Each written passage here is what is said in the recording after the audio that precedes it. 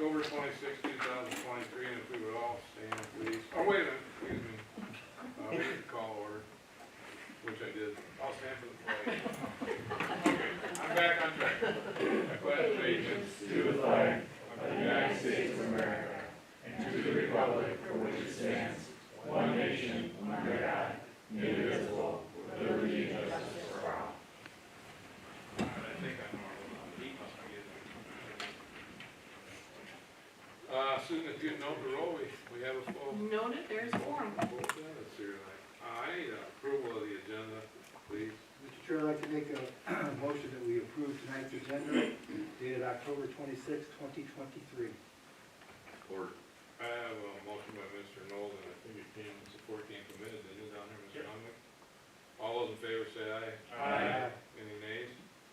Seeing none, good. I don't think there's any conflicts of interest for what we're doing here tonight, because we're talking about the discussion of unfinished business of the master plan. So we'll move on to approval of the minutes. If I could have a motion for that, of the meeting of 10/12/23. Mr. Chair, I'd like to make a motion that we approve the regular meeting minutes dated 10/12/2023. Support. I have a motion by Mr. Knowles, supported by Mr. Hunwick. All those in favor say aye. Aye. Any nays? Seeing none, we moved on that. Is there anyone here from the public that wishes to speak this evening that are on an item that's not on tonight's agenda? There is a gentleman. Okay, sir. You want that? No, go for it. Try to keep it short and sweet if you can, please. I'll make it short and sweet. Good evening. Thank you for giving me a few minutes. My name is Paul Zelch. I live at 301 Willow Lake Drive in, obviously, Oxford here, right off the lake. And I just want to briefly share with you, with the commission, my concerns, and I can probably speak, I think we have a few others here tonight as well, about the proposed development that's expected to be looked at by the boards to go in off of, I think it's 402 North Oxford Road.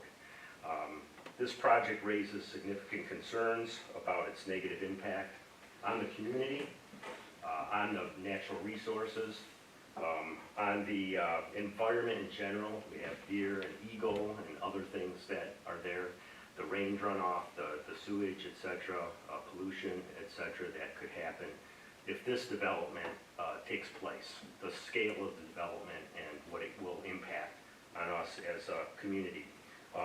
In light of these concerns, all I'm hoping for is that this board and whoever else is responsible for the decision ultimately takes a good, strong look at all the details and all the facts involved and makes a decision that makes sense for all included, but to take a good look at the impact that it could have on our community in itself, as there are a lot of people there that love the area, love the community, want to keep it useful and family-oriented, and we just look forward to the opportunity to voice our thoughts and concerns to you and the other boards that will make the decision in the long run. So I want to thank you for your brief time tonight. Okay, thank you. Thank you. Is there anyone else from the audience at this time? Yes, sir. Thank you, Mr. Berger. Thank you, board. My name's JT Schutz. I like Paul home from Willow Lake. Man, I love Oxford. I love living here. So I appreciate what all of you do each week. And you know, while I second his opinion, I'm speaking on a different agenda. So I've been to a couple of meetings regarding the master plan, and we've talked several weeks about the community engagement steering committee, and I was just wondering how the individuals on the steering committee were selected. That's my only question tonight. Thank you. Thanks. Is there anyone else that would like to speak this evening? All right, seeing none, do you have any commission? Oh, I apologize. No, I'm That was a sorry. short So I'm hand. Christina, also from Willow Lake. But one of the other concerns that the previous gentleman, and thank you for allowing us to speak this evening, and brought up is that's just a little two-lane road that goes through there. There's just a small intersection at the high school and all the traffic and the impact from that. So a new 350 apartment complex building would just not even understanding what that impact would have on that roadway and stuff right there, and the Pollyant Trail, because it's already just kind of a really a mess when the kids get out of school and stuff. It's very, very busy, but, so just concerned for the safety of the subdivision if they would start cutting through there, because sometimes it already is used as a cut through. But thank you. I guess I better look ahead now, see if anyone else wants to speak. Okay, I'm seeing none, so at this time I would want to know if any commissioners have comments that they'd like to put forward. Oh, boy. Well, seeing none there, we're gonna move into, we don't have any public hearings this evening. We're gonna move right into unfinished business, which is discussion of the master plan, and I think we have a young lady here to do that with us. So, and a young man. So, Oh, thanks. It hurts, Tom. Oh, that was the meeting. so I'm Megan Massaminnock. I'm one of the planning consultants for the township. We're, as it's already been noted, you began a master plan process. The master plan steering committee met for the first time last Tuesday night. Those individuals were selected by a group working together of township staff, appointed officials. I believe, Mr. Berger, you were part of that process, as well as the supervisor. And I want to stress, so that we don't have any misunderstandings, that the steering committee is in charge of community engagement. So, and making sure that we're asking the appropriate questions, we're getting it out as widely as possible, and making sure that there's many invitations and opportunities to participate. They are not there to directly influence or write the master plan. That is your job as the planning commission, and that's gifted to you by state law in the Michigan Planning Enabling Act. But tonight, we had sent you a memo and a 360 report, and we wanted to hit the highlights of those, and also, if you read through the whole memo, you know that we had some questions for you on how the product should be, how the final master plan should be structured based on what's going on, what you have currently in the master plan, and then also asking you to reflect on the data that was in that report. And so I'm going to do the first half, and Mateo will do the second half of the report. I'm going to ask you to maybe hold questions on the report to the end of that. I saw some of you coming in had notes with page numbers on them, and be happy to talk about those. But if we could just have questions then, and then we'll present again on structure and format, and then have questions. Can everybody agree to that Oh, yeah. format? Keeps it moving along. All right, so,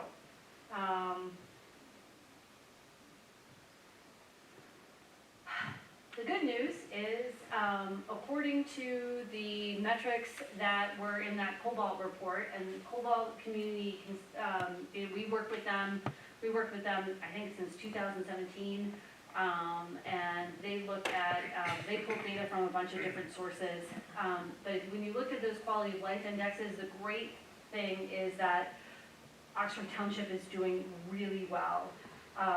Your public schools in the community has 7.3 out of 10. 10 is the highest score. You know, your cost of living is a little bit higher than the national average, but not that much. Crime is lower. Violent crime, property crime, these are not big issues. The climate index is good. Air quality is good. Watershed quality, higher is better, so the national is 55, 27 is what you're scoring, so that's something maybe that we should look, have a little more emphasis on. But then overall, if you look at your recreation thing and your schools, this is an attractive community, this is a great place to be. And so to the outside data folks looking in, this Oxford Township is doing really well. Another thing that the report talked about was new and long-term residents. I want to highlight a couple of things because it's important to know what your long-term residents are and who they are, but with your new residents, who are they and they're entering into your community. And there's a couple of things here if you look at these slides. Gray is long-time residents, green are the new residents. And then, so the one on the left is net new resident by income. And you'll see as you, it's a lower income, you got kind of a peak in the lower, and then there's a valley, and then it peaks, around 100,000. And so, but that pattern's a little different than what the gray is. And your long-term residents actually are more concentrated in that 100,000 to 150,000 per year category. And then and just to note that your median age is 39 years, and your median household income is around, is $103,392, according to SEMCOG in 2021. So so the folks coming in are making a little less than the folks who have been here for a while. And also, the folks coming in, they're a little younger. They tend to be more on the younger side, as you can see by the graph. Might I make a suggestion? Can we be allowed to ask a few questions for clarity as we go through this? Oh, yeah. I would think so. Mhm. Would that be? Yep. If we had- Do you have one clear? Yeah. When you go back to the first one, quality of life, who comes up with these numbers and how are they generated? Is that by the Cobalt Community Research, Mm-hmm. the 501c3? Yeah. Yeah. That's their score? Are you talking about the high school stuff or any of it? Any of it? Just- Oh, yeah, okay, any of the numbers. So where does this company, this 501c3, rank in their work in the country? So we're using Cobalt. What is Cobalt? Is Cobalt nationally known? Is Cobalt the standard? Is Cobalt like Kleenex? Is it like Coca-Cola, or where's Cobalt? Okay, so they're nationally known. They are based out of Lansing. They started off as a nonprofit that primarily provided data to the Michigan legislature. And then over time, began providing data to municipalities. And so these are drawn from a variety of different places. And if you have specific questions on each one where the data came from, we can get that information. I just for want you. clarity on who and what Cobalt was all about. Yeah. Thank you. Yeah, they also do statistically valid surveys. And that's another thing that they do, and they have some other reports that are available. A lot of things also will ping off of cell phone data now that's proprietarily available, so you have to purchase it. Thank you. I have a question too. Go to, I think it's the next slide or the next slide, that is down.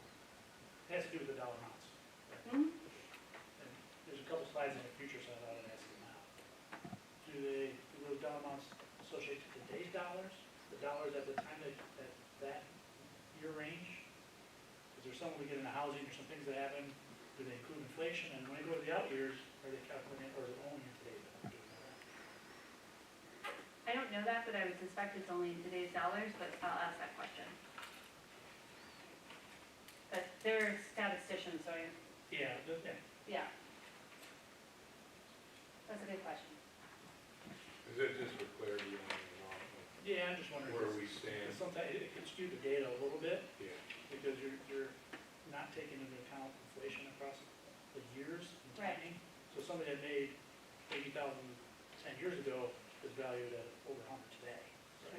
Yeah. So how do you compare that data over time if you don't have the numbers consistently? And that's why I pulled, so this data is proprietary, that it has built the graphs, and that's the reason I use the median age and median household from the most up-to-date census that I knew of, or American Community Survey. So, but you really do, you're correct, it's an apples-to-apples comparison. Thank you. You're welcome. For age-wise, so if you're saying the median age right now is 39, right? Mm-hmm. And one of the highest age brackets coming up is 18 to 24, 25 to 29. Would that make an assumption that those are the children of the median people that are 39? So basically, a lot of young families is it's kind of, the data is kind of saying. No, the way I would look at that is that it's younger people who are moving in, and then,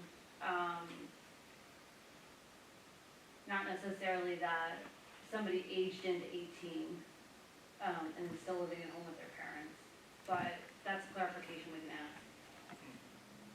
And then if you looked at we haven't really highlighted this in this PowerPoint, but if you looked at the mosaics, so there are different household types that are kind of quote-unquote branded. You had basically seniors moving in, then you had some folks, I think 40 to 60 who were moving in, and then you had people who were in their 20s and 30s. So Well, the way I looked at it, cohorts. you got, like, when you're talking from 18 to 24, and then you move over about 4 or 5 more lines in a graph, those 4 to 5 sections, all the way up to about almost 40 to 44 to 49, they're pretty consistent on a lot of new movers coming in. Then it slows down and shows you on the graph, the people that are after 49, the 50s and up to the 69s, there's that graph change. And then you can go even one step further after that. I kind of put them in like thirds up there because that was the way I looked at mine at home when I looked at this graph. So that gave me the idea, okay, I don't just have 18 and 24s, I got the 35s and 39s and the 30s and 34s and all that in there. So I thought it was pretty consistent, the way the graph kind of shows you what I believe is really moving into the community. And how I looked at this and what I thought about it. So I don't know if I'm right or not, but that's how I interpreted it. Yeah, and the reason we picked these to show is that it seemed like they're painting a contrast between existing residents and incoming residents Right. in terms of age and income.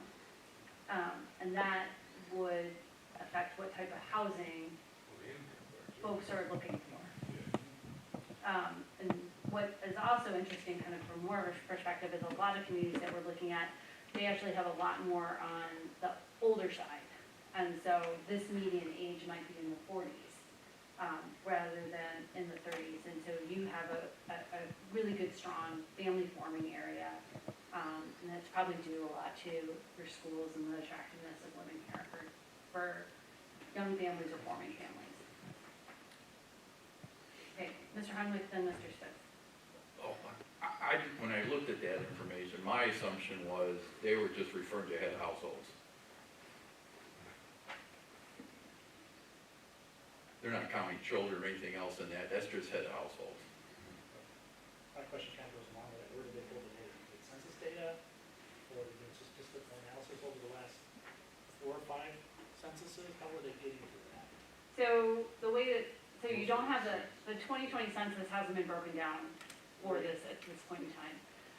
And so what they'll do is take the American Community Survey, they'll also take other data that's, they'll take data from real estate data and things like that and look at it.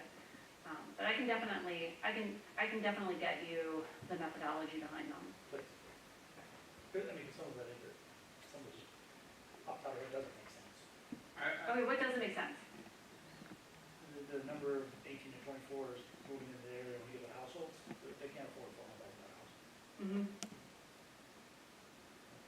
That's Wow. Mr. Miller's point, but. Mom, Dad could give them a loan.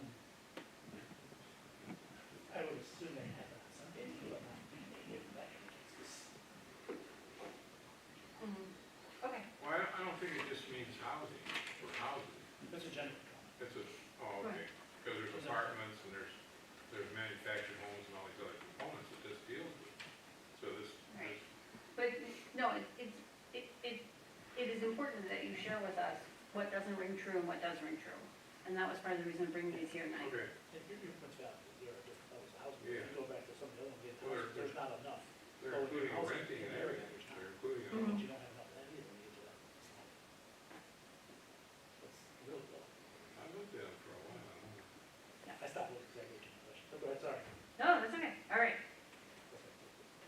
long-term residents. So by marital status, you know, seems to be about this, that you have more singles coming in, and also there's an unknown factor. And then if you look at the new residents by change of people in the home, so that existing residents having almost consistently 4 people per household on median, especially in this day and age, that is a really high number of people per household. Since the 1990s, that number of people from household, it used to be nationally like this, and then it's been shrinking and shrinking and shrinking because the baby boomers have been aging and their households have been getting smaller and dragged that down. But then you have new households coming in that are closer to what that average is 2.73. So maybe a single, but more likely 2 people or two people and a child. Yes. What do they consider new So I think residents? moved within the last 5 years. I'm just curious how much of that might be skewed, because with a lot of these developments, people are moving from one side of Oxford to the other side of Oxford. Are they now a new resident? Okay. So you screwed up the game.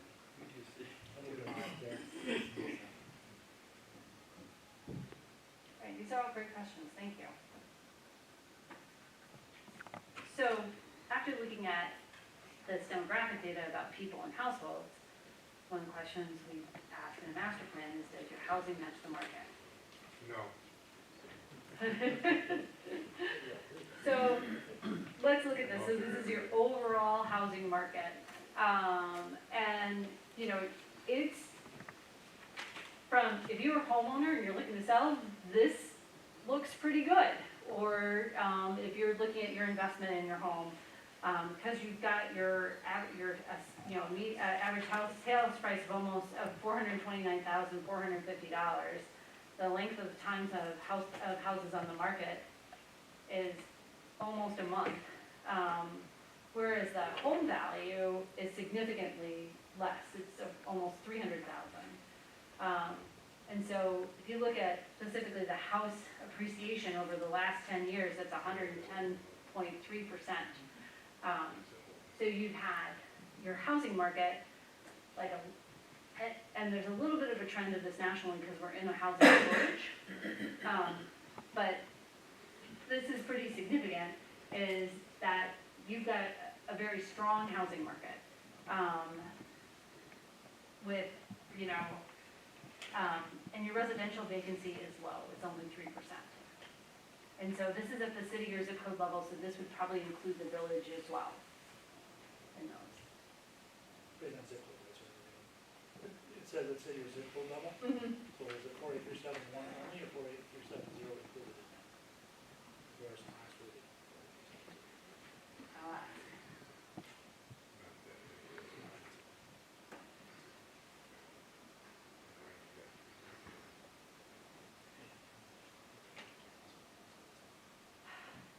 So that's looking at it for sale, and then when you look at it for rent, it's a little, it's different, and then you can look at it on a monthly basis, and then also on an annual basis.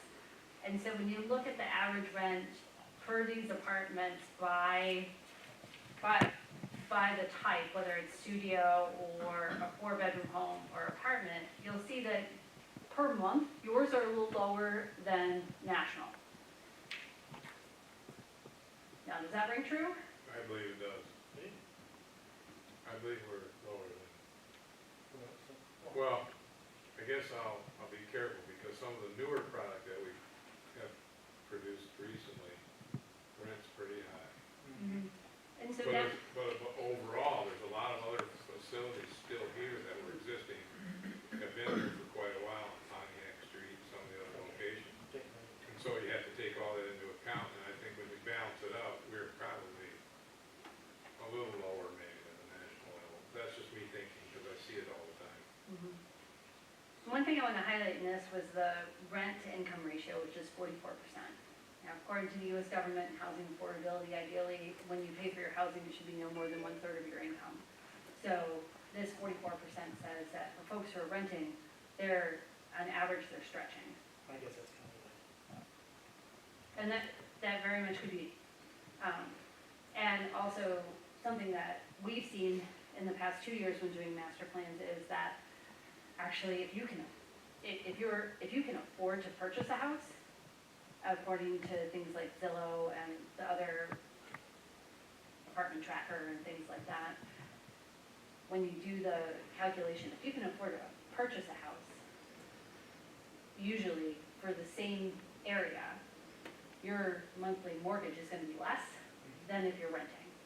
And that is an inversion of what had been happening nationally up until probably, I would say, right before the pandemic, that we really didn't see that switch until then, in terms of rents being much higher than what mortgage payments were.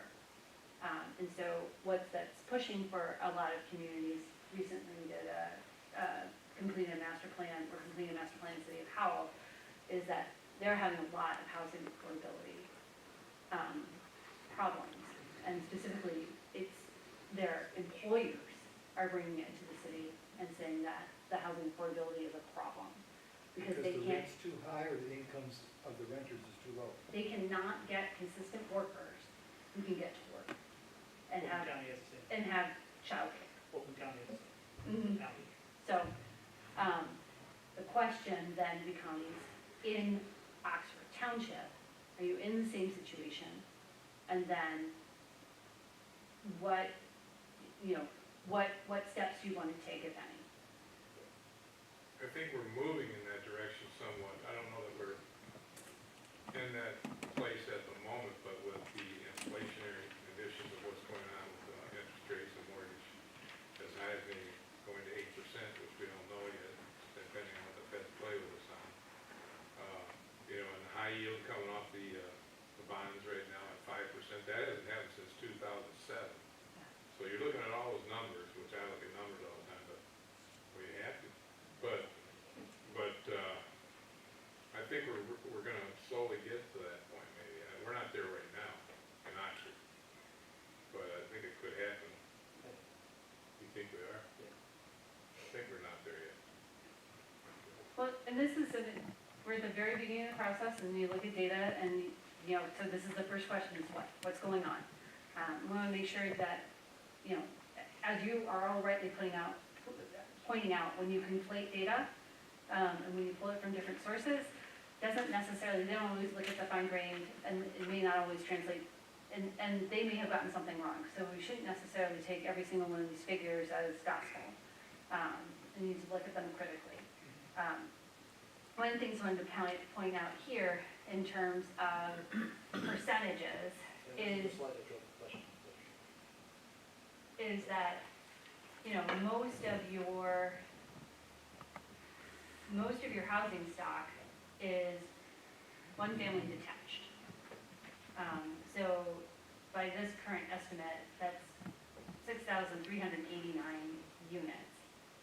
And then none of the rest of these, whether it's one family attached, all the way up to 50 units, none of those, and even when you add in the over 1,000 units in mobile homes, none of those even come close to that single family number.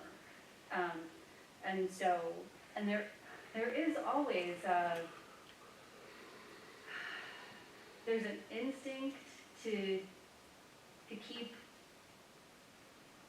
the status quo, especially with housing, because for many people who are homeowners, this is their largest investment ever. And so to look at changing what that product is a hard community conversation to go past where you've already planned and zoned. And so, but if you looked at this, and then you looked at some of the things where people are coming in, and granted, this does not, one of the things we can go and do is then, this does not take in all of the building permits that have come through the township probably in the past 2 years, and things that are in the field or being built or are just at their certificate of occupancy. We can add those into the mix and have a little more critical look at it. I believe it's in line with the Yeah, yeah, it's on, in line through SEMCOG. You can, For what you're showing, I think it's in line. oh, you think it's in line, okay. First, So, anyway, you can, if you look at this, who your market is in coming in, and who you've got, doesn't necessarily, a single-family house is not necessarily gonna serve all of them. And it also, if you have folks who are aging, and a single-family home isn't going to be something that they can stay in, the question is whether you have more stuff built, or whether you rely on them moving someplace else, and your strong housing market, to bring other families into those homes, or other households into those homes. So are you saying that we need, if we could magically adjust our housing, then we would have more people coming in? I think if you adjusted your housing and you had more, probably single-family attached, and more low-scale, like mid-rise, low-rise to mid-rise multiple family, especially with what we've been seeing for site plan reviews, you would get a lot more housing units. I don't disagree with that, because in order to do some of those projects, they have to change our master plan. Yes, But we also have pieces of property that are multifamily zone that have been sitting as a vacant lot for years and years and years and years, and not, you would think that those would be built up. and I would say that the market now is much different than it has been since the 2000s. In that in the early 2000s, up until the housing crisis, the main thing that was financed was single-family residential. Then you had the housing crisis and things got really, really, really tight in terms of financing. It was starting to come back, and then you had a lot of single-family came back, and then just based on what we've seen working in dozens of communities, majority of what we see is multifamily. And so we talked to developers, that's what's getting financed. How long that's gonna last, I don't know. Another thing with all the natural features that you have here, does that fit? I mean, you've had residents come to you and talk about a proposal that is zoned multiple family. That piece of property is zoned multiple family, it's planned for multiple family. And so, and there's a reason that you had that at that time. But the natural features in looking at them, that may be different. And so one of your challenges will be, what are your guiding principles, and then how does that affect a future land use map? quick question, just for clarification. Yeah. Make sure I'm reading it correctly. We had what's the difference between one detached and one attached, and then two units? Not So- bedrooms, it's actually one. It's units, so it's a dwelling unit. Dwelling So, unit. so one dwelling unit detaches your traditional single-family house. I live in a single-family house. Got it. Attached is one unit that's attached together like townhouses or row houses. And that might be 4 of them attached, it might be Okay, 5 of them attached. 2 units is a duplex. got it. And then 3 or more, when you start going there, that's not attached, that's the number of units that you go in through a shared access, and that's the number of units that are, All right, that's all I understand. okay.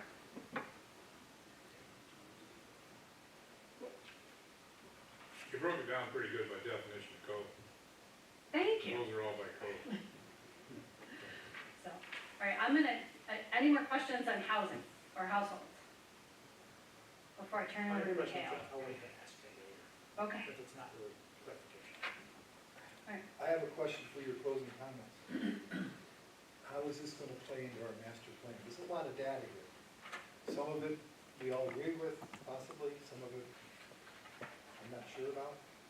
How does this fold into our master plan? Is that So, a fair question? yeah, that's it. So how this folds into the master plan, including the data that Mateo is gonna present, is looking at what is going on in the what is going on in the township now. So this is your baseline that you're working from. And so we should only include data in the master plan that you feel is baseline data that is valid.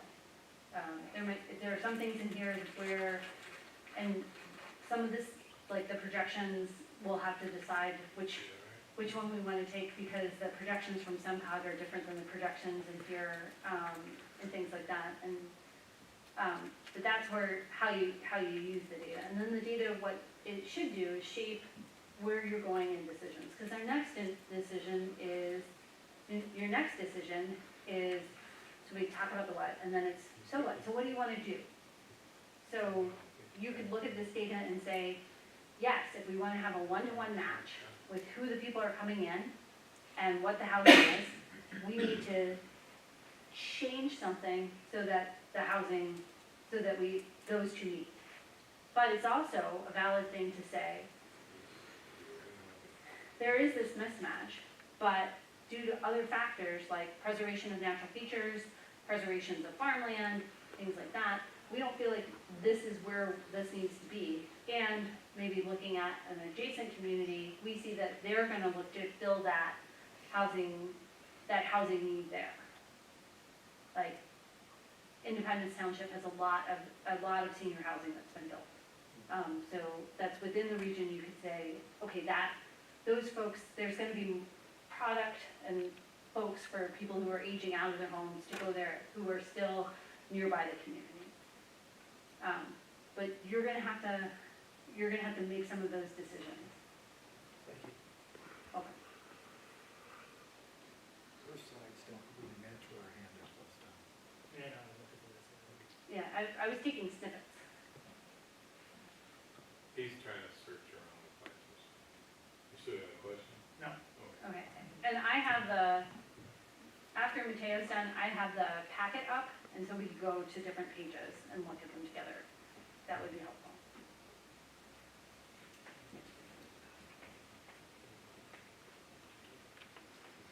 Good evening, Mateo Paslapa, Carlisle Workman Associates. I work with Megan as the planning consultant firm for the township. Excuse me. So Megan kind of looked at some demographic and some housing information. Some of the stuff I'm going to go over is more commerce and commercial related. So on this slide, what we wanted to take a look at was this is the percentage of jobs in your community. So the two big ones that kind of jumped out to us was we've got 22% manufacturing and almost 43% in services. So this isn't where necessarily the residents are working, it's the jobs in the township. They might be filled by residents, they might be filled from people commuting here to take those positions, but it just gives you an idea of where are the big employers in the township. And given services can range, I would think, from an income perspective, you've got some folks coming from outside in to fill these positions.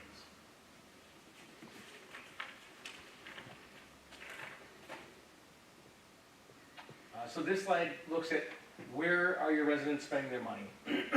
And it's pretty interesting to look at, and it does kind of, again, help to paint the picture, because one of the things that we've heard through various meetings and formats is retail, is we want more retail. And so where are people spending their money?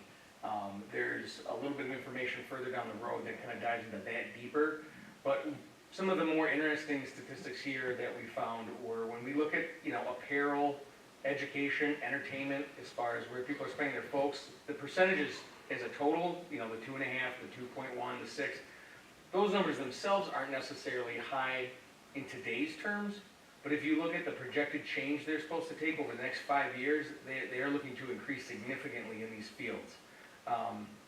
Education is likely a cost of education going up.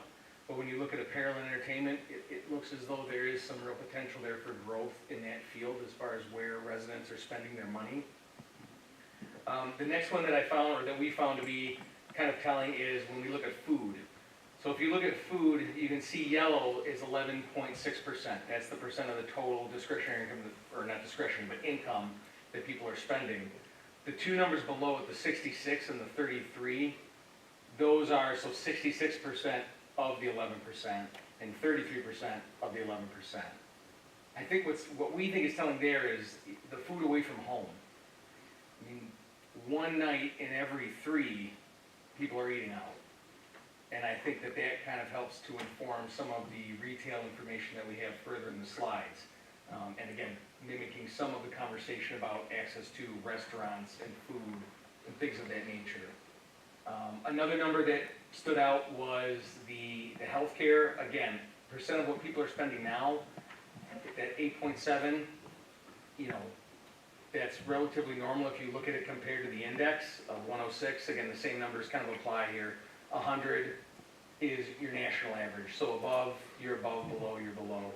But that's looking to go up by almost 50% in the next 5 years. Again, more or less a factor of the rising cost of that segment, and probably telling based on the aging that the population is to take here and everywhere else. We look at housing, so that number as a percentage of total is actually decent. That's that 30, there's that 30%. The 30% of what they have, they're spending on housing. That's projected to go up by another 27% in 5 years. So again, that's, the housing is going to take a chunk of, you know, that income as time goes on. It's expected to, but it's a number that's kind of worth pointing out. The yellow lines below that, again, Not to stop you in track, but the 86 is below the norm is 100? correct. Okay. So nothing, I mean, not alarming, but under the national average. And again, so I wanted to kind of break down what is making up that 29.7%. So those green numbers below it kind of highlight, of that 29%, what are the sub-segments in housing that folks are spending their money? You know, 53% is shelter, that's your mortgage. Transportation, again, 20% of the total. Cars are expensive, it's gonna go up 60%, you know, those are all expenses. So this is all just kind of a consideration of where are people spending their money right now, where are they projected to be spending it in 5 years. Above 100 is good, below 100 is bad? I had a beholder. Not bad. Yeah, I had a beholder. You know, above the national average, you're spending more than other folks are spending throughout the country. Under, you're spending less. So, yeah, did I answer your question? Yep, Not you did. copping out on I had a beholder. So here, what retail markets are underserved in Oxford. So part of what came for this is, or came with the report, is a called an economic leakage, excuse me, report. And so this is not the report in its exhaustive nature, but what I wanted to do was kind of start pulling some of the bigger numbers.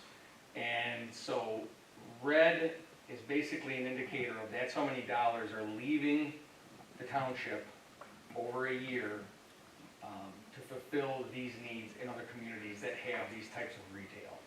So you have building material and garden equipment and supply dealers, that's $20 million a year that's leaving the township. Food service and drinking places are, Just help me out. Leaving the township, they're going outside the township to purchase and coming back in. correct, Thank you. correct. This is where your residents are spending their money, and if it's red, it means it's not here. So food service and drinking places, again, restaurants, that's almost 17 million. Furniture and home furnishing stores is $8 million a year. General merchandise, apparel, accessories, furniture, other sales, it's a very large category. That's $86 million a year. Healthcare, pharmacies, almost 19 million. And so at the end of the day, at the very bottom, you've got about $460, $470 million a year leaving the community to fulfill whatever retail or service needs they have outside of the community. Did you have a question, Michael? I do, but I guess my question, but it's not for clarification. Is 464 good or bad? I don't know. What are other people? It looks like a bad number. I mean, I would. How does it compare to like some of the similar sized communities? Because I use motor vehicle and parts. Okay, yeah, we don't have a dealership. No, you're right, So 100%. we're not spending, I mean, How what's would most of be that number? compared to like a Lake Orion that has a Home Depot and Yeah. Vans and AutoZone and Well, and I mean, if you time it out, I mean, Auburn Hill or Great Lakes Crossing is 20, 25 minutes away, right? So that's a huge draw, and all those dollars are gonna be counted in this. So this isn't necessarily to imply that that you could build out a retail or service infrastructure that could capture every one of these dollars. No, you can't. You couldn't. Figure. That's kind of my next question. Yeah, I mean, I would say comparatively, I'd rely on Megan. I wrote 10 down earlier when I was looking at all this analysis before tonight. Yeah, And most of them are all in commerce. And one of my big ones I said to Megan earlier was food stores. We got one store here. sure. You got 3 Krogers in Orion. I mean, there's things that we can do here to make it better for people to stay here and shop. So commerce is a big part of what I think we need to look at as part of this plan that we're talking about for our, Agreed. you know, and I looked at building materials, eating and drinking places, automobile repair, technical business. We don't have that here. We don't have tech business. So we got a lot of stuff that we need to look at. Those are great numbers to me, because we could keep some of that here and capture it. But I agree, that's kind of my, how does it compare? Sure. You're saying $470 million Yeah. migrates out of our 20,000 people? Or 60. Yeah. I mean, Yeah. Yeah, but if Kroger, Kroger has 3 stores in Orion. Well, if I'm Kroger, I'm looking, why do I need to build a store in Oxford or No, no. Company anyway? So they're not, Right, no, why are they 100%. spending money? Because they're just gonna cut You their can't- sales in Orion and beef them up here in Oxford. So, No, I mean, well- the discussions we need to have. Wait, I don't think so, we- okay. That's a I different think- discussion. But I'm just saying, No. these retailers are in other communities. Yeah, these, Let's- right, let's, wait. don't interpret this information as bad. No, that's why. Oh, I'm not Yes. saying it's Yeah, bad. yeah, and you'll never get them, every single one to black, you might not even get them to break even. It's just painting a picture of, again, gaps that exist in the retail that might continue to Right. exist. But there also might be ones that we can improve upon, you know, based on the information that we're seeing. Yeah, right, and I would say, so rather than look at this as good and bad, look at every single red as an opportunity. And you're looking at a choice as to whether you want to take that opportunity. And I think, Mr. Hunwick, you're pointing out some very good things that are actually, Mateo has in his next slides, that will talk a little bit more about if you saw an opportunity. So we're just gonna take food at home, so grocery stores. Yeah. If you're looking to attract those, there are some metrics that go into it, and some of the things that Mateo's gonna talk about is that. So more the larger question, I think, for you as planning commissioners, is looking at this data, is there markets or areas that you wanna target to attract certain land uses, knowing that you can plan in your master plan, you can plan in your zoning, but for certain types of retail, you may have to do more than just that. And some of it might be an infrastructure issue. Or it might be a healthcare issue, or it might be anything. It could be all So, those different. so let's let Mateo Yeah. give you a bit more information, and then we Doing can a have the great lively job. He's discussion. No, no, got because numbers That's right. why I didn't really want to ask. He just started freaking No, no. people out, that's what he did. Yeah. All right. So, part of the study included a void analysis, and so what that looks at is specific chains throughout the nation, and kind of gives them, kind of ranks them against your local criteria and your local economy, and tries to align them with which ones are the most likely to succeed in the community, and which ones, you know, maybe not so much. So what we did here, it's 6 pages long, the void analysis itself, but what I tried to show is kind of your top tier folks and your lower tier folks, to give you an idea of what might work and what wouldn't. The relative fit score is like your grade on an exam. 100% is great, and the closer you get to 0, the worse you did. And they look at other factors, they look at cannibalization rates, minimum square footage needs, all that stuff. What we thought was kind of more pertinent is what's the drive time to the nearest location, where is the nearest location, and again, what the fit score is. So, excuse me. So I won't read through these, you know, one by one, but what we did note is that there's 6 restaurants in this list. There's 4 clothing stores in this list. There's 2 hardware stores or home, you know, excuse me, your Home Depots, your True Values or Aces. There's 2 furniture stores, there's 2 department stores, and there's 2 sporting goods stores. And a lot of that, 2 might not sound like a lot, but those are typically big box retailers. So I mean, those are larger institutions that very well could fit in the community. I cannot help myself. I hope you guys like jerky. Because the beef jerky outlet is number 2. I was gonna say, we need to tune in to number 2 there. Most of those aren't in municipality that's on an expressway. We don't can have an be an expressway that runs through exception. Oxford. I mean, I wouldn't disagree necessarily, but M24 does generate enough traffic count to get the attention of these types of retailers. So, these are the ones that kind of make it, like, So, which drives my numbers, so a lot of this, just going back to how this calculated, like how the numbers would get there. Is it based on traffic volume? I know that's in the package. So it's based on more traffic volume that goes through the community? my understanding. 24 versus population, because a lot, 20,000 people play sports on this thing. I know it was bigger than that, but they'll measure it outside of the community, which is in there too. 5 mile, 10 mile, 20 mile radius, it's just, what do they use, or is it both? What does it fit for? I mean, I think it's several factors. I think it's, it's a radius out. I think it is, so again, the cannibalization rate is not on here, but it is in the report. I think part of it is a lot of these franchises have a certain geography that they will not put their stores within, so depending on what that is, they can kind of figure out, you can support 2 McDonald's, or you can't. And so if you could, they'd be here. If they can't, then they're not. So I think there's other factors like that that go into selecting which one of these works, how far are people willing to get those things? Something that's really boutique specialty, Beef jerky?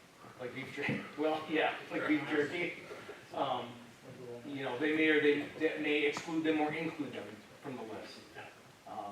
So again, this is 6 pages long, but one of the things that I wanted to show, I was gonna show the bottom tier, but I burned through 11 spaces on just this 3% alone. But this is kind of a listing of some of the stores that scored kind of in the lower quarter. And again, just to give you an idea, there are some stores here that fall into the clothing store category. But these stores, we would argue are a little bit more geared towards potentially a teenage demographic, and again, based on maybe the age and the projected age of the community, that maybe is why they scored lower than being at the top as opposed to like a general clother. But yeah, so it's very fascinating stuff, and again, for us, it was really important because we are hearing the retail conversation, the service conversation from the team here, from the community, from what we do, at our daily jobs on Tuesdays and Thursdays. So we wanted to provide this because I think it'll help you guys inform. I mean, think about, one of the pieces of information that we can provide as we dive deeper into this is maybe that square footage conversation becomes more important as we start to look at, well, what size do we expect our commercial lots to be? Where can we put them? Again, a lot of these stores are going to hone in on the M24 corridor. So we go back to the previous slide, one of the questions, what square footage will any of those require? And that way we can provide that. Like I said, I tried to pick and choose what I was going to throw out. That's the end of the 360 report and the void analysis. And any other questions before I give it back to Megan? 10,000 questions. Great. Megan, have at it. Thanks, Mateo. So I'm gonna take this down, and then I will bring up the 360 report. And our question for you on that was, what were your impressions and your advice on how to utilize this data? And I'm gonna take ownership for something right now in that, we thought about giving you the void analysis, the 6-page spreadsheet, and I said I didn't want to confuse you that much out of the gate. If you were interested in that, okay, Mr. Spitz, Mr. Bailey, well, I will just give it to Cheryl, and she can forward it to all of you, and then use it as you will. But I didn't want to get so bogged down in that, because there's a lot of detail there. I wanted to get this high level first and then go in. I'm gonna go this way down, starting with Mr. Ballard, and this way, and just ask for impressions, advice, questions that you have about the data. I don't write this minute. Okay. Because I needed a little more understanding about some of the background behind the data, how is it collected, and some meaning behind it before I can get questions, so I don't have any answers at the present time. Okay. And Mateo and I are always available by email, and then also we'll return to this item at the next meeting as well. Okay. Mr. Hunwick. Yeah, reviewing the data from my perspective, I guess maybe I would look forward to some bullet point information in general regarding everything, I mean, it was a lot of data to look at. And some of it, I just thought was kind of convoluted, I just thought, I'm being overwhelmed here with data. This is small town Oxford, and we're looking at all this information, but I get it, and I would like to have maybe, get with, if it's you or Mateo, putting it into a broader context, so it's lumped, a lot of this information is lumped together, so we can generalize over, what this information is trying to tell us. Okay. Does that make sense? Am I? Yep. Yeah. No, yep. Pretty much, you know, A valid point, yes. No, and that'll need to be done in the master plan anyway. So, thank you, Mr. Knoll. I'd like to use these household expenses for my college tuition. I like this report, it sheds a lot of light on things, but I don't, in the things that I know of true life, and the pulse of Oxford, I think we need to use this as one of the tools to do our evaluations from, because, and I'm not harping, but books, supplies, and for college is $13. 5-year projection is gonna go up to $16. College tuition starts at $9.85, and 5-year projection is $12.75. It's all laced through here, it's just not one. I like this one the best because I have tuition to pay next month. I'd like to pay $12.75. I'll second that. But I think we need to not lose sight of the validity of this, not lose sight of the intent, and use it to help us out. Because we have some natural obstacles in our township that is going to prevent some of our good faith intent. Small things like water and sewer. We have a corridor on 24 that is getting pretty packed tight. We have a corridor that has lakes that butt up to it, and it's going to hinder development because of some of the natural things in our community. So I think we need to use this as a tool and move forward, and understand it is a tool. Thank you, Mr. Knoll. Mr. Stiz? Yeah, I would second what Mr. Knoll said on a lot of that. It's a guide. Don't take it all to heart, because I think there are flyers in there that were all questioned that don't necessarily make sense, at least from what we understand. But I think there's some very valid information in here. One thing I was trying to show Mr. Berger, go back to the housing values and the change in 5 years. There's only 2 that are positive. It's anything over $400,000. And which is one of the reasons we questioned the 18-year-olds moving into that's a pretty hefty lift for somebody that age to try to buy a house in Florida, right? That's their first time home buyer in most cases, right? So, but it also drives, should we be considering other things from a home housing perspective to bring some of those numbers down? Because countywide, there's an affordability issue in Oakland County. This is not just an Oxford discussion. I have it at the county also. Because they just created a housing trust program because of issues like this. But not all communities understand that, because, it is the biggest purchase most of us make, and you want your home value to go up, which based on this report, it's gonna go up at a pretty good rate, right? So, which is why I asked my inflation question, how are these numbers calculated? Right, is this year's numbers, right, from a cash value standpoint? I don't think it's just this year's numbers. No, I don't think so, I'm hoping to use it over. I mean, I'm because hoping. the numbers don't match up for that, just in that particular way. We'll ask that question, I'll get you an answer. Okay, thank you. And then, the list that Mateo put up, I think it's a great list, a lot of good information there, which is why I wanted to see it. But I also battle with, there's a lot of not even development, a lot of older structures on M24 that have been vacant for years. So why is that? Why can't we get some of these And people on that list to come here in those locations? Is it not big enough?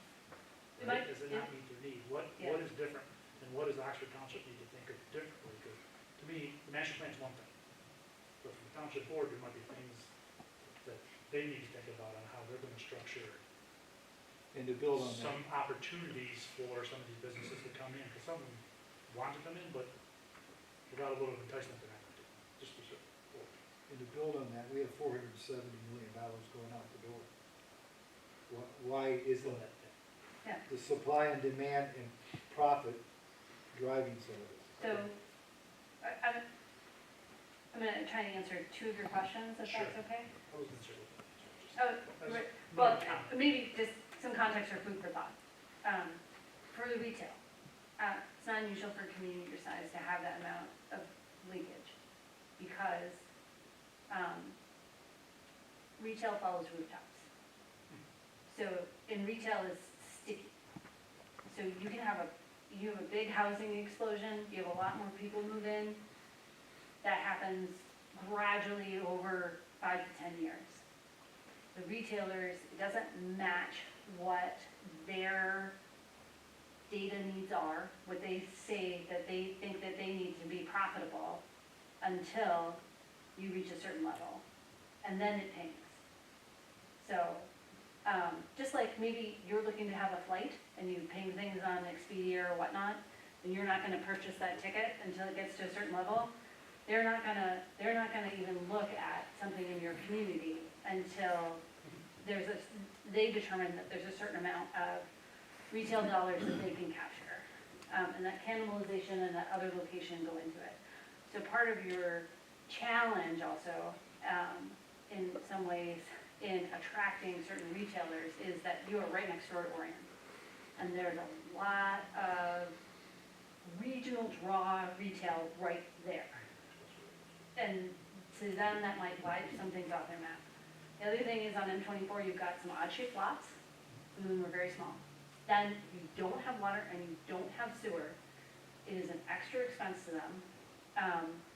To a lot of financiers, sinking a well doesn't make sense. They'd rather pay tap fees. And the other thing is, if you have to have if you have to have a septic, then you're a lot of times increasing the amount of property you have to have by a third or you're doubling the size. And especially for anything like a restaurant where you have grease, that septic field has to be engineered in a very specific way. Otherwise, it's gonna go sideways and you're gonna have a big problem. So those might be some of the reasons that you have things that sat or things that haven't been attractive. And those are things, though, that you can say, that you can fix. Also, you do not have a staff person or a revenue stream for economic development. It's whatever comes out of your general fund. And M24, you have the ability to do a corridor improvement agency with Chaos, and now, in a short time with us, two. So, and it TIF captures, and then you can invest in improvements, you can bond against it, you can hire somebody to be like, I think, do you have a DDA manager in the village? They do. Yes. Yes, so something like that, but instead for corridor, the only thing on the corridor is that you have to have multiple family allowed in there somewhere, planned and zoned. So those are things, those are tools that you could set up in the master plan or circumstances that you realize. But just, if things have sat there and they haven't changed, you can update your master plan, but if you don't take other actions, it's still gonna sit there. Which is why I'm making it. I know there's some obstacles. and Yeah. Historically, there's some obstacles. Which, your comments lead into what my next point was going to be, which really goes back to step one. For me. Is more of a charter, or what does Oxford Township want to be?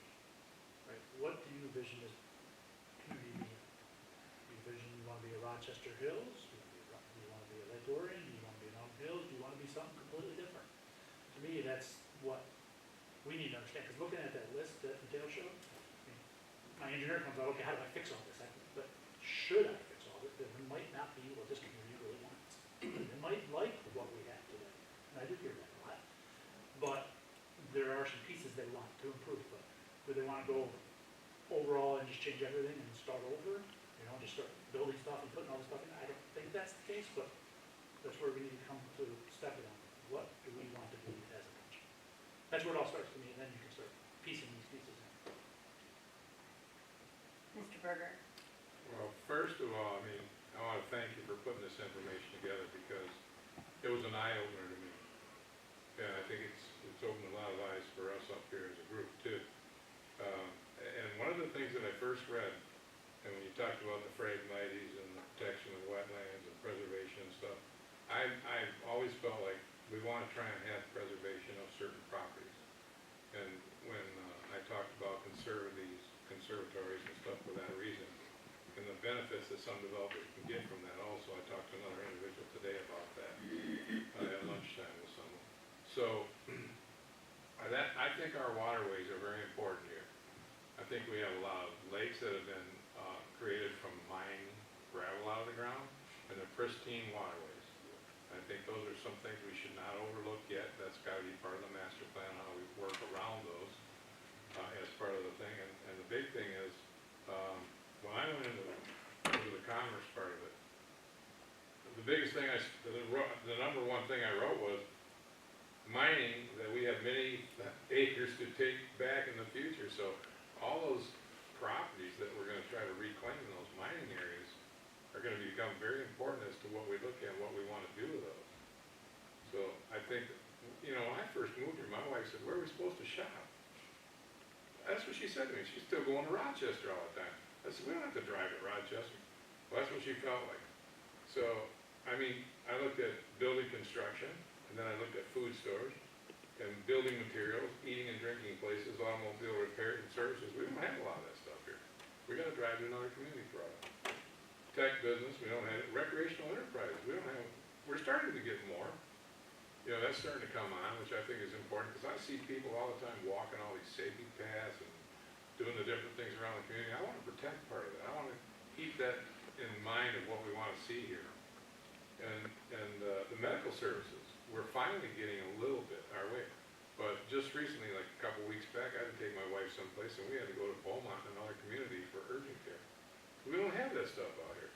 So these are all important things that as we bring people on board, which we're going to do, it's going to happen, we have to get these other services in line.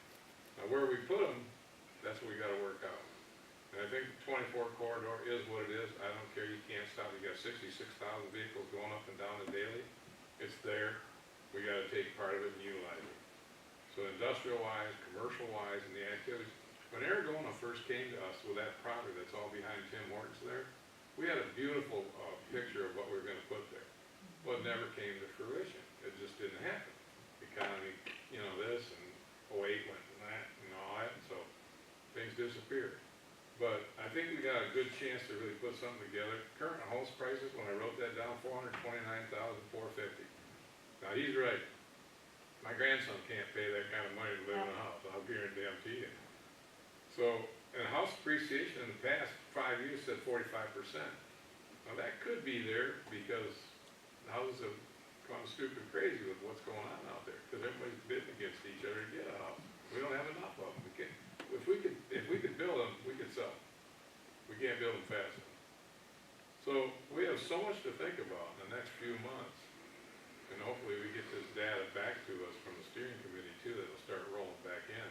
For the community engagement, yes. So we can get that community Yes. engagement part of it going. It's gonna be very important to look at and try and actually read it. That's my first goal, because sometimes I don't always get my homework done in time. I tried to today, but there was a lot to look at today. But thank you very much for your time and effort to put that all together. That was a lot for you guys. I appreciate it. Well, thank you, Mr. Berger. Mr. Bailey? How do you follow that? I think, kind of being a numbers person, one of the things I like to look at is benchmarks. My first thought, when I saw that slide that said 460 million leaving this, is that better or worse than we were 5 years ago? Are more people leaving to buy home improvements or other things, or is that something we may have improved on? That kind of data doesn't show that. That's some information I would like to see as some comparisons. And like, everybody said, do we want to be the next Rochester or the next Lake Orion? Well, how do we compare? And that's where I think the community involvement, those committees are going to be nice, because, and I really think they need to be very active Because you look at that list of all the retail, well, those are all chains, those are all nationwide places. But all you see on community forums and things like that is, oh, stay away from that, shop local. But the local ones don't survive, so how do we bring in something that is gonna survive here and shop here? Because we do have a lot of vacant buildings. So before we go building more, how do we entice people to occupy the ones that are here and see how they survive? Okay. Thanks. Mr. Turner? Looking at your email that you put out and items that you recommend change, one of those was to remove the public input section from the goals, objectives, and strategies. It's the second one from the bottom. Yeah, and I would put that somewhere else, in its own Yeah. section, somewhere else in the plan. Yes, it needs to be in the plan, and it needs to be prominent enough where anybody who picks up the master plan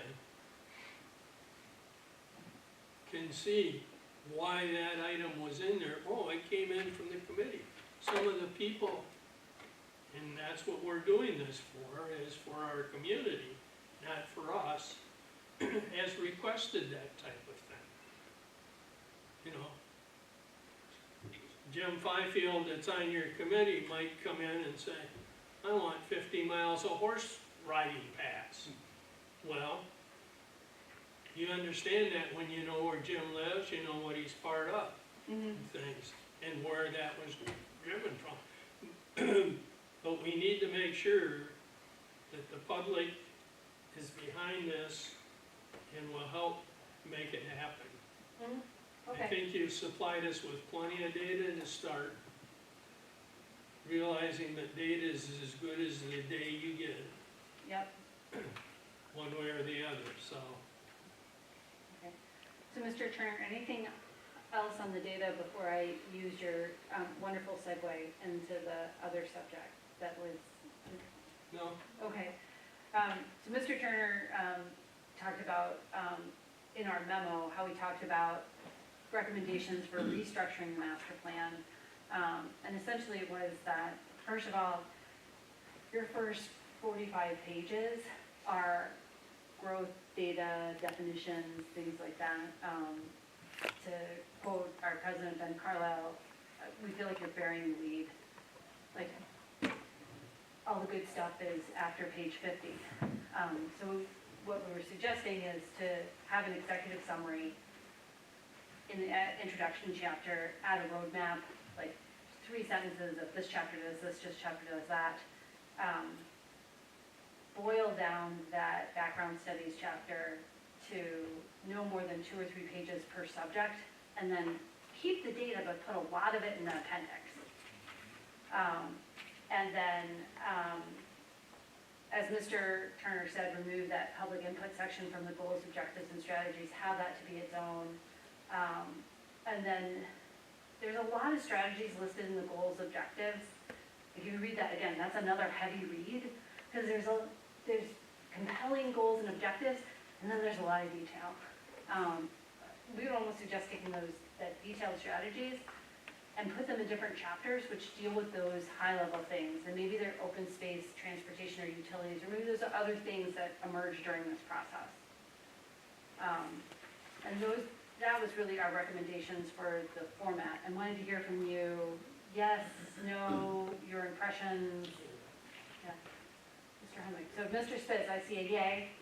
Yeah. Well, I wanted to comment was, going through the first 45 pages, there are a lot of tables in there. And the tables, to me, are self-explanatory, based on the headings, but above them, there's 2 or 3 paragraphs explaining what the tables are. And I'm sitting there thinking, well, why have all these paragraphs explaining the tables? Just put the tables in front of me, because the tables are self-explanatory. At least that's my opinion. I mean, you could probably condense a significant amount of pages by eliminating that information. That's a good point.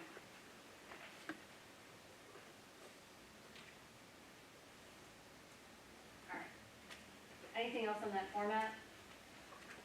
Because at this point, I'm gonna take silence as an agreement as a facilitator. Give us a recap on that. Perfect. Give us a recap right now of what you agreed, or? Yeah, what you're asking us to agree to. I'm asking you to agree on the format that I listed, the page 1 of that memo. I agree. All right, and then, it's an information recommended for removal or expansion. On page 23, you have a section that says invasive species, but it really only speaks about Phragmites. We say either take that section out or really expand it about what invasive species that you have, especially with the lakes that you have. There's some management that needs to happen, which we would think would be important to include, but don't want to go, off on a road that you all feel that isn't worth our time. Let me talk down to that. Get into because the lakes is a great one. There's a lot of lakes here, which a couple people brought up. Do we know all the invasive species in every lake that we actually do that as service, or is it gonna create so much more work? Do we want to actually go down that path? That's what I'd be worried. I know we have a couple lakes that do treatments today, but I don't believe every lake in Oxford Township does. Or if there's a couple of homes on it, they might do something special, and they probably have no idea other than whoever they're paying to do the service. We have a very good landscape architect on staff, and I could just ask him what his recommendations are on this and bring it back to the I next think meeting. it's a great point, and I'd love to do it, but I don't know if it just will overburden the project. My note earlier is, before this evening was, I said first, because of the protection of the many waterways that we have with the Paint Creek and the Clinton River and all that, I said, I believe we should provide a plan that would be a little more exhaustive of the threats of the surrounding invasive species, because I don't know what they all are. Like you said, you got an expert that can probably put some of that forward to us, but I just feel like we have so many around us that I think we should help provide something to give us better protection. Megan? Yeah. Tom, so your point being that as kind of a separate study, like something exhaustive, Yeah, but not the master plan itself. right. I mean, it may be But I referenced. believe we need to have something though. Yeah, okay, I just want to make sure I was understanding. Okay, Yeah. sorry, just thinking. Mr. Knowles? The board last night just approved many SADs that are in regards to weed control on the lakes. Oh, okay. So, I hate to use the term self-govern, but if a group of people on a lake get together and they meet the requirements of an SAD, then they will put a treatment plan in place to treat it accordingly. I can't speak for every lake, but a large number of lakes right out from this township are that way. The Phragmites, the county came out, didn't they not, and do some spraying here in the township? Along the roads. If I may, on that one. So, Mr. Turner, they sprayed along the roads. The road commission sprays on along the roads, but the county through the new park millage has a team that comes out and it will help fight Phragmites across the county. And they'll spray for it and everyone. Okay. It's a long-term strategy from a. And from a I county don't perspective. know where the moss, thank you, I can't call them the gypsy moss, but I don't know the technical term. Are those called invasive? Oh, the ones that are attacking the boxwood? No, they're attacking the oak. I don't know if those are considered invasive species. I think they're natural, they're terrible, but natural. So I don't know if they're considered truly invasive. My comment would be is just, can we lump that all together and do a very cost-efficient study to see if we want to get involved with it or not? Yeah, and then I think it's worthwhile also highlighting these things that you said that are already things that are in place to help, like the SADs.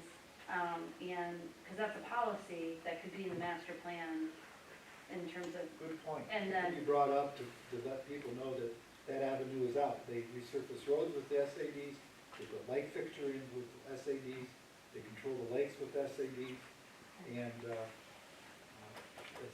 and then also partnerships with Oakland County.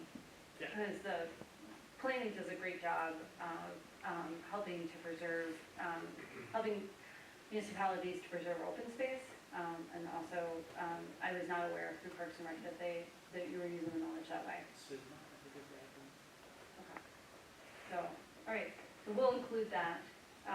We'll flesh this out a little bit more, and also what we'll bring to you the next time is a basic outline of what the overall document might look like.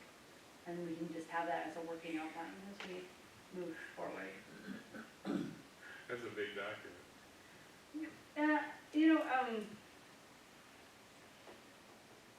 it can be a big document, but it also, if it's, to Mr. Hunwick's point, if you use tables and graphics, and you kind of put what's most important first, it can read a lot, it can go a lot quicker, even though it is, you know, it might be an 80-page document.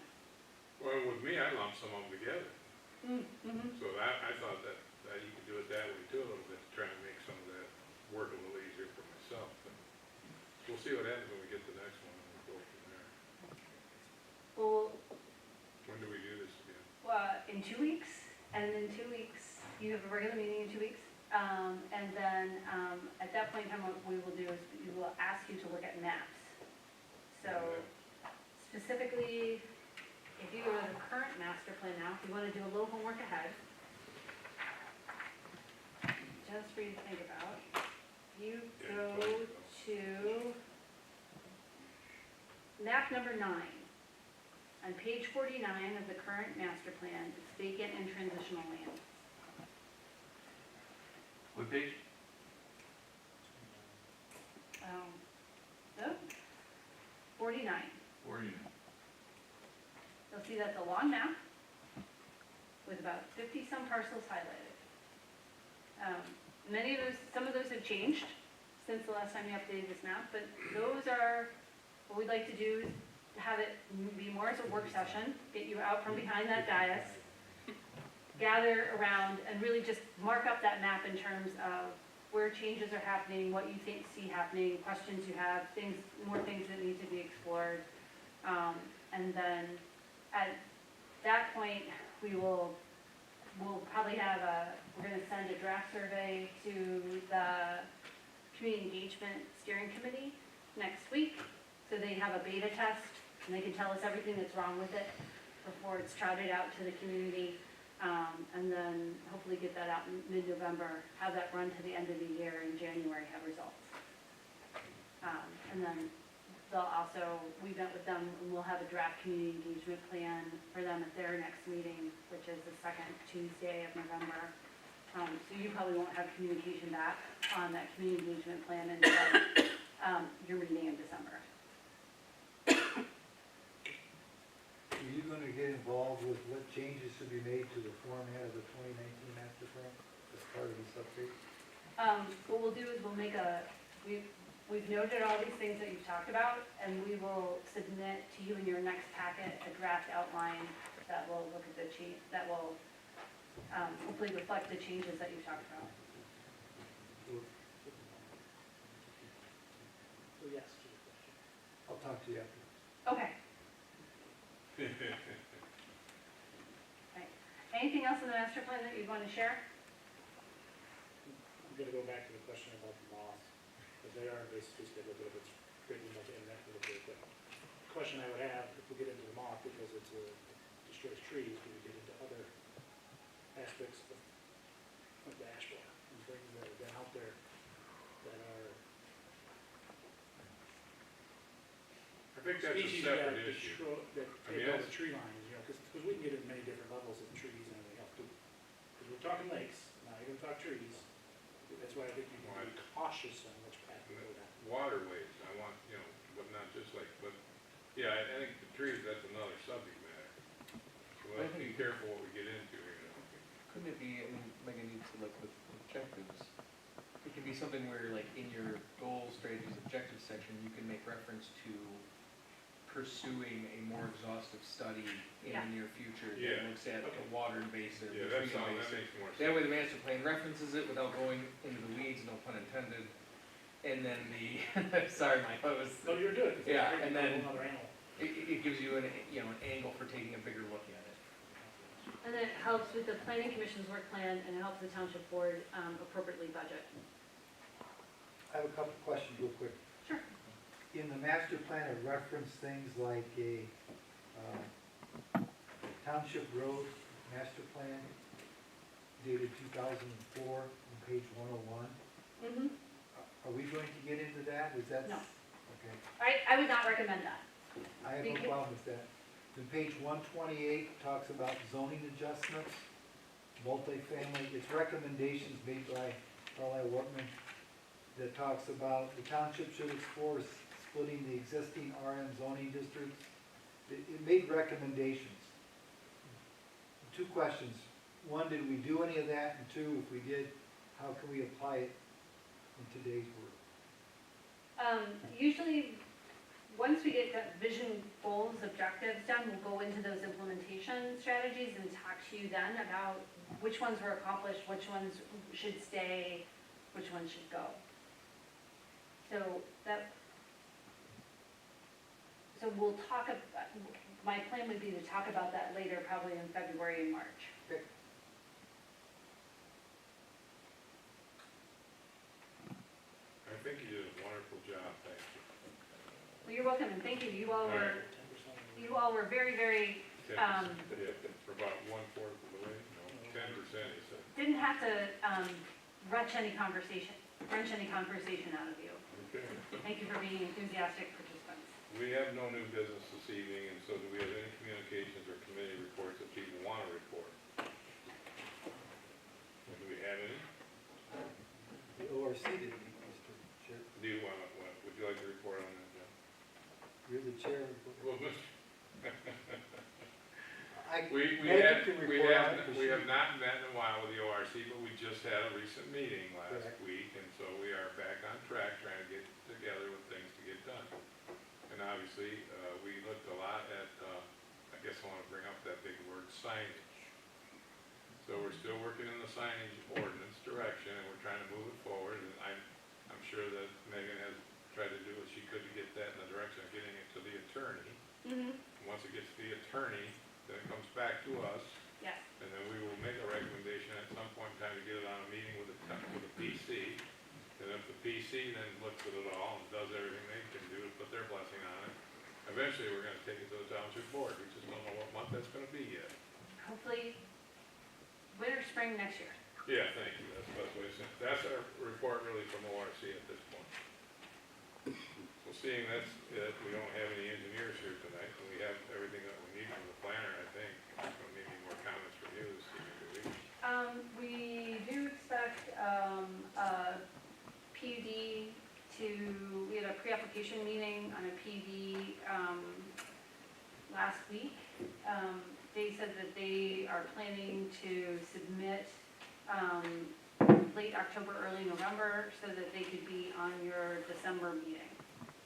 Really? Tullamore North, so, Tullamore is a development currently on Drainer Road, south of Drainer, a piece of property north of there. Well, it's actually east of Giddings and north of Drainer, so more north. So So that, it's kind of, that's the easiest way to explain the property, that the location it's gonna go to. thank you, Mr. Berger. I drive by it all the time, I can't help it. Okay, that's it, we are out with everything, and we just now adjourned at finally 8:30.